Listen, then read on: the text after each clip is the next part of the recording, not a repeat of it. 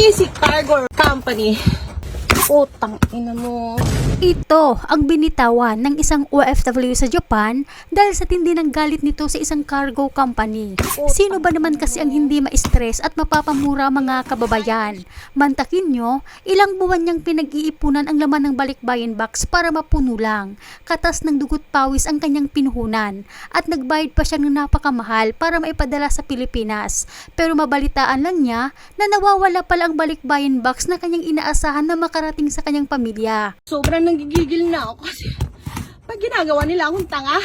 Sa post kasi nitong atin kabayan, 4 na box daw umano ang nawala sa kanya. Sobra umano niya pinaghirapan ang laman tapos mawawala lang ng ganon. Kaya't sa inis at galit nito, naglabas ito ng sama ng loob sa Easy Cargo Company gamit ang kanyang social media account.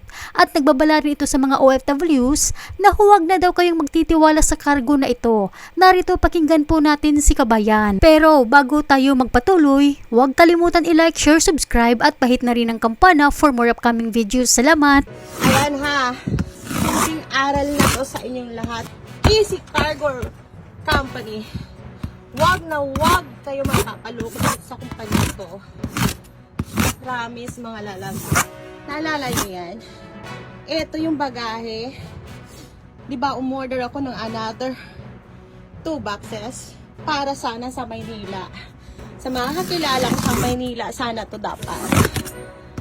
Ayan, sigad nang gumawa ng paraan mga lalabs. Hindi ko siya tinuloy kasi nga gusto ko natin pa sana yung mga bagay ko doon bago ako mag-start balutin to. But anyway, ayan. Easy Cargo Company. Like and share mga lalabs.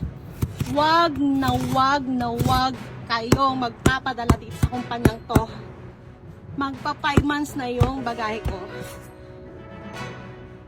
Ilang beses ako tumatawag sa kanila, pinagbibigyan ko sila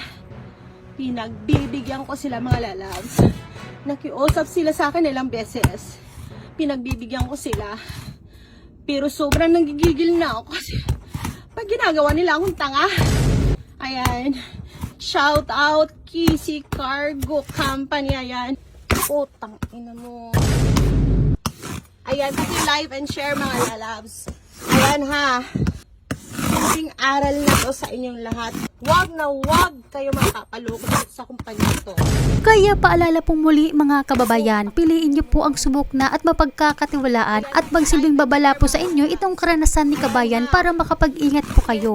Dahil hindi po biro yung sakripisyo nyo para mapuno ang balikbayan box. Kaya protektahan niyo po ang inyong pinaghihirapan. Hanggang dito na lamang po, mag-ingat po kayo palagi kung saan man kayo ngayon.